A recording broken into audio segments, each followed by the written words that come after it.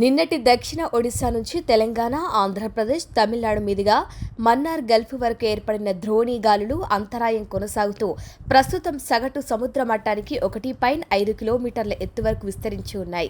వీటి ఫలితంగా రాష్ట్రంలో రాగల 3 రోజుల వరకు వాతావరణ సూచనలు అమరావతి వాతావరణ శాఖ జారీ చేసింది.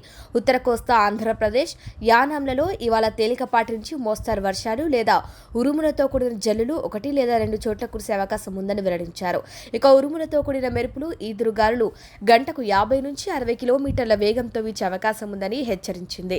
రేపు, ఎల్లుండి తేలికపాటి నుంచి మోస్తారు వర్షాలు లేదా ఉరుములతో కూడిన జల్లులు 1 లేదా 2 చోట్ల కురిసే అవకాశం ఉందని వాతావరణ అధికారులు వెల్లడించారు. ఉరుములతో కూడిన మెరుపులు, ఈదురు గాలులు గంటకు 40 నుంచి 50 కిలోమీటర్ల వేగంతో వీచే అవకాశం ఉందని హెచ్చరికలు జారీ చేసింది.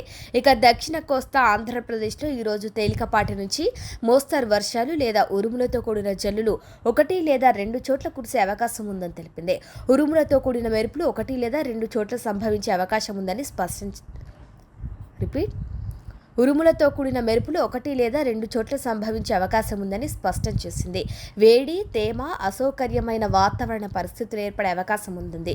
రేపు, ఎల్లుండి తేలికపాటి నుంచి మోస్తారు వర్షాలు లేదా ఉరుములతో కూడిన జల్లులు 1 లేదా 2 చోట్ల కురిసే అవకాశం ఉందని తెలిపింది.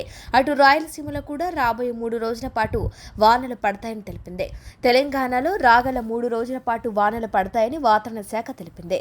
నిన్నటి దక్షిణ అంతర్గత కర్ణాటక, మన్నార్ గల్ఫ్ వరకు కొనసాగిన ద్రోణి వాయు అస్థిరత ఈరోజు ఉదయం 5:30 దక్షిణ ఒడిశా నుంచి తెలంగాణ, ఆంధ్రప్రదేశ్, తమిళనాడు మీదుగా గల్ఫ్ ఆఫ్ మన్నార్ వరకు సగటు సముద్ర మట్టానికి 0.9 కిలోమీటర్ల ఎత్తులో ఏర్పడి తదుపరి 8:30 సగటు సముద్ర మట్టం నుంచి 1.5 కిలోమీటర్ల ఎత్తు వరకు విస్తరించి ఉంది.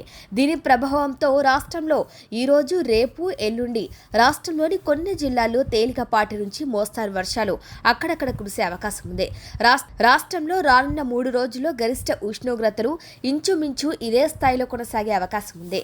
ఈరోజు, రేపు, ఎల్లుండి రాష్ట్రంలోని కొన్ని జిల్లాల్లో ఉరుములు, మెరుపులు, ఈదురు గాలులతో కూడిన వర్షాలు తెలంగాణ రాష్ట్రంలో అక్కడక్కడ కురిసే అవకాశం ఉంది.